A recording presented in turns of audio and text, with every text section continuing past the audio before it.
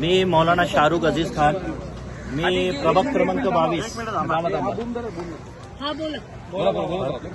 मी मौलाना शाहरुख अजीज खान, मी प्रभाग क्रमांक 22 ड मध्ये इच्छुक आहे आणि आज मला फॉर्म भरायचं होतं कारण की माझ्याकडे आज वेळ अजून आहे नाही, कारण की माझ्यासारखा सामान्य कार्यकर्ता जर फॉर्म भरायला आलं तर अनेक हरकती त्यामध्ये येतील, ते क्लिअर करायला मला वेळ लागतं.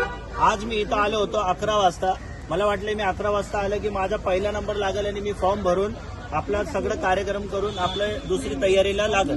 पण मी जेव्हा इथं आलो, इथं बघितलं तर विचित्र प्रकरण चालू होतं. इथं बॅरिकेड लावले होते, भक्कम प्रमाणे पोलीस अधिकारी इथं होते.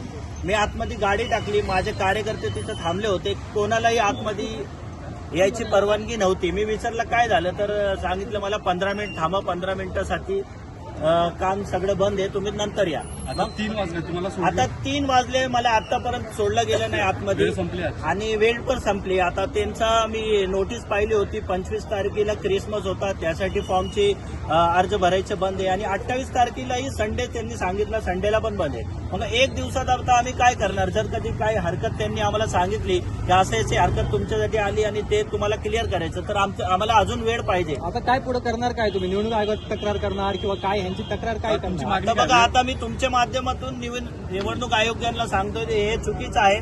तुम्हाला एकतर वेळ वाढवून द्या, नाहीतर आम्हाला आता रात्रीपर्यंत तुम्ही फॉर्म भरायची वेळ द्या. पोलिसांनी काय अडवणूक केली, काय सांगत होते, कोण आलं? पोलीस काहीच सांगत नव्हते, ते फक्त सांगत होते आतमध्ये काही काम चालू आहे, गेट बंद आहे, बॅरिकेड लावलेले.